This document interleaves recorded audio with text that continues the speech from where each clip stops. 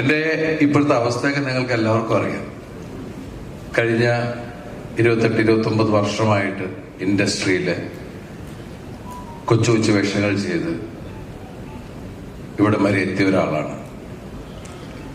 സത്യസന്ധമായി പറഞ്ഞാൽ പ്രേക്ഷകരുടെ കയ്യടി, അതുപോലെ തന്നെ എന്നെ വിശ്വസിച്ച്, ഞാൻ ഇത്രയും പ്രശ്നത്തിൽ നിൽക്കുമ്പോഴും എന്നെ വിശ്വസിച്ച് ഇവിടെ സിനിമ നിർമ്മിക്കുന്ന എൻ്റെ നിർമ്മാതാക്കള്, അതുപോലെ തന്നെ എന്നെ പുതിയ പുതിയ കഥാപാത്രങ്ങൾ തന്ന് എൻ്റെ സംവിധായകരെ, എൻ്റെ എഴുത്തുകാരൻ, എൻ്റെ കോ ആർട്ടിസ്റ്റുകൾ, ഒരുപാട് പേരുടെ ഒരു പ്രാർത്ഥനയാണ് ഈ ഞാൻ. അതുപോലെ തന്നെ ഈ സിനിമ എനിക്ക് എത്രത്തോളം ആവശ്യമാണെന്ന് നിങ്ങൾക്ക് എല്ലാവർക്കും അറിയാം. കാരണം ഞാൻ നിങ്ങളെ, ഇത് എൻ്റെ 149ാമത്തെ സിനിമയാണ്. ഇത്രയും കാലം ഞാൻ ഒരുപാട് ചിരിപ്പിച്ചു. കഴിഞ്ഞ കുറച്ച് കാലമായിട്ട് ഞാൻ ദിവസം കരഞ്ഞുകൊണ്ടിരിക്കുന്ന ഒരാളാണ്. ചിരിപ്പിക്കാൻ ശ്രമിക്കുന്ന എനിക്ക് ഇവിടെ നിലനിൽക്കാൻ ഈ സിനിമ എനിക്ക് ആവശ്യമാണ്. കാരണം എല്ലാവരും പറയുന്നത് ദിലീപ് എന്റർടൈൻമെന്റ് ആണ്. ഞാൻ പല ശ്രമങ്ങളാണ് ആസ് എൻ ആക്ടർ, പല വേഷത്തിന് നമ്മൾ ശ്രമിക്കും. പിന്നെ ഈ സിനിമ വിനീത് വന്ന് പറഞ്ഞ കഥ, രാജേഷ് രാഘവൻ നന്നായിട്ട് എഴുതിയൊരു കഥ. ഈ സിനിമ പവി കെയർടേക്കർ തിയേറ്ററിലെത്തുമ്പോൾ എൻ്റെ പ്രിയപ്പെട്ട പ്രേക്ഷകരെ വിശ്വസിച്ചുകൊണ്ട് മാത്രമാണ് വരുന്നത്. കാരണം ദിലീപിന്റെ സിനിമയിൽ നിന്ന് ഏറ്റവും വലിയ കമ്പനികളുടെ CEO ആണെങ്കിലും, താഴെ നിൽക്കുന്ന ആളുകളാണെങ്കിലും, ചായക്കടയിൽ ചായ അടിക്കുന്ന ആളാണെങ്കിലും പറയുന്നത്, ഏത് തരത്തിലുള്ള ആൾക്കാരും പറയുന്നത്, നിങ്ങളുടെ സിനിമകൾ കാണുന്നത് ഞാൻ കുറെ ചിരിക്കാനും ഒക്കെ വേണ്ടിയിട്ടാണ്, ഞങ്ങളുടെ സ്ട്രെസ് ഒഴിവാക്കാനാണ്. അപ്പൊ തീർച്ചയായിട്ടും എനിക്ക് ആ കാര്യം പറയാം. നിങ്ങൾ അങ്ങനെ എന്നിൽ നിന്ന് ആഗ്രഹിക്കുന്ന ഒരു കഥാപാത്രം തന്നെയാണ് വളരെ സാധാരണക്കാരനായ പവി കെയർടേക്കർ എന്ന ഈ സിനിമയില് ഞാൻ അവതരിപ്പിക്കുന്ന പവിത്രൻ. അതെനിക്ക് കൊണ്ടുവന്നു തന്ന എൻ്റെ പ്രിയ, ശരിക്കും പറഞ്ഞാൽ ഞാൻ വിനീത് നേരത്തെ പറഞ്ഞു, ഞാൻ വിനീതും തമ്മിലുള്ള കാര്യങ്ങൾ, ഞാൻ എൻ്റെ സഹോദരനോടുള്ള പോലെ തന്നെ വിനോദം കെട്ടുകയറാറുണ്ട്, ചോദ്യങ്ങൾ ചോദിക്കാറുണ്ട്.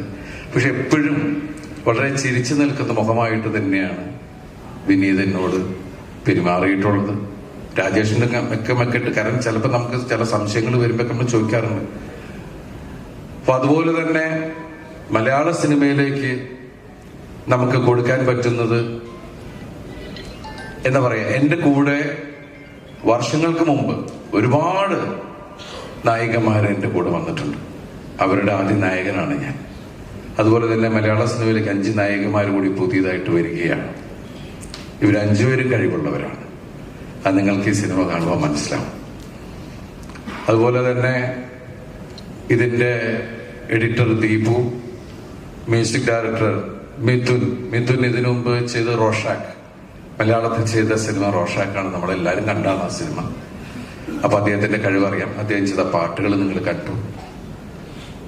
പിന്നെ ഇതിന്റെ ക്യാമറമാൻ, രോമാഞ്ചത്തിന്റെ ക്യാമറമാൻ സനു തായർ. സനുവിന്റെ നല്ല വർക്കാണ്. സനു ഇവിടെ വന്നിട്ടില്ല. പിന്നെ ഇവിടെ ഇരിക്കുന്ന ജോണിനെ നിങ്ങൾക്ക് അറിയാം. എന്നെ ജോണിനെ കാണുമ്പോൾ എല്ലാവരും ചോദിക്കുന്നത് CID മൂസ സെക്കൻഡില്ലേ എന്നാണ് ചോദിക്കുന്നത്.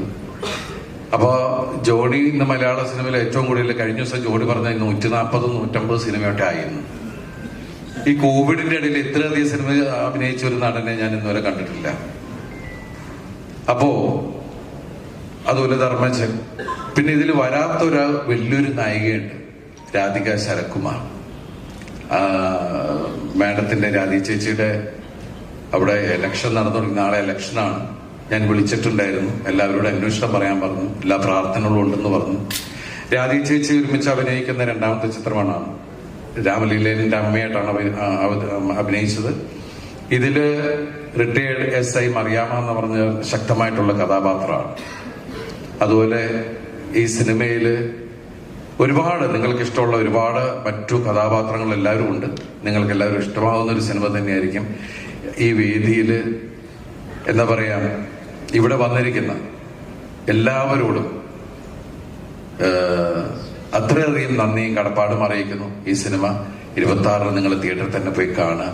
ഇത് ശരിക്കും എന്റെയും ആവശ്യമാണ്. ഫിയോക്ക് എന്ന് പറഞ്ഞ സംഘടന ആദ്യമായിട്ട് സംരംഭത്തിലേക്ക് ഇറങ്ങുമ്പോൾ പൂർണ്ണമായിട്ടുള്ള പിന്തുണയും ഞങ്ങൾക്ക് എല്ലാവർക്കും ആവശ്യമാണ്. അതുപോലെ തന്നെ ഞങ്ങൾക്ക് ഏറ്റവും വലിയ സന്തോഷം, ഫിയോക്ക് എന്ന് പറഞ്ഞ സംഘടന ഞാൻ ചെയർമാനും ആന്റണി പെരുമ്പാർ വൈസ് ചെയർമാനായിട്ട് തുടങ്ങിയ ഒരു അത്രയും വലിയ കൂട്ടായ്മയിൽ തുടങ്ങിയ പ്രസ്ഥാനത്തെ ഗംഭീരമായിട്ടുള്ള ഒരു മുന്നേറ്റം, അതിന് ചുക്കാൻ പിടിക്കുന്ന ഞങ്ങളുടെ പ്രിയപ്പെട്ട പ്രസിഡന്റിനെ ഈ വേദിയിൽ ഞങ്ങളുടെ വിജയേട്ടനെ അനുമോദിക്കുകയാണ്. കാരണം അദ്ദേഹം എടുത്തപ്പോ പറഞ്ഞു, ജേക്കബേട്ടൻ പറഞ്ഞു 7 വയസ്സേ ആയിട്ടുള്ളൂ.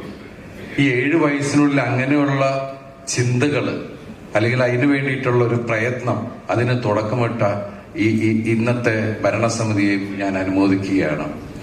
അപ്പോൾ തീർച്ചയായിട്ടും എല്ലാവരുടെയും കൂട്ടായിട്ടുള്ള പ്രാർത്ഥന, സ്നേഹം, പിന്തുണ എല്ലാം ഞങ്ങളോടൊപ്പം ഉണ്ടാവണം. അതുപോലെ തന്നെ ലാസ്റ്റ് മിനിറ്റിലേക്കാണ് പലരെയും വിളിച്ചിട്ടുള്ളത്.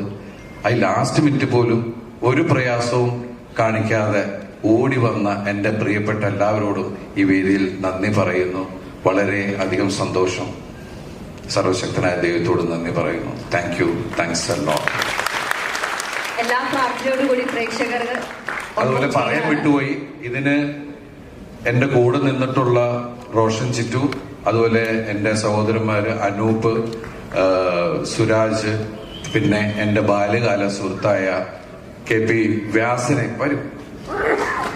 വ്യാസ് ഭായ്, ഇത് കൈയടി വാങ്ങിച്ചിട്ട് പോകും പ്ലീസ്. ഞങ്ങൾ രണ്ടുപേരും നിക്രിട്ട് നടക്കുന്ന കാലം മുതലുള്ള സുഹൃത്തുക്കളാണ്. ഞങ്ങൾക്ക് രണ്ടുപേരുടെയും മനസ്സിൽ സിനിമയാണ് ഞങ്ങൾ ഒരിക്കലും പറഞ്ഞിട്ടില്ല. ഈ വർഷങ്ങൾക്ക് ശേഷം ആണ് ഞാൻ സിനിമയിൽ വരുന്നതിന് മുമ്പ് സിനിമയിൽ വന്ന റെപ്രസെന്റേറ്റീവായിട്ട് തുടങ്ങി എഴുത്തുകാരനായി ഇന്ദ്രിയ എന്ന് പറഞ്ഞ സിനിമ സൂപ്പർ ഹിറ്റ് സിനിമ എഴുതിയത് വ്യാസനാണ്. അതിനുശേഷം വ്യാസൻ സംവിധായകനായി ഇപ്പോഴും ആ പഴയ സുഹൃത്തായിട്ട് എന്നോടൊപ്പം നിൽക്കുന്ന വ്യാസനെ ഞാൻ ഈ സമയത്ത് അനുമോദിക്കുകയാണ്. Thank you. Thanks a lot. എല്ലാവർക്കും ഒരുപാട് നന്ദി.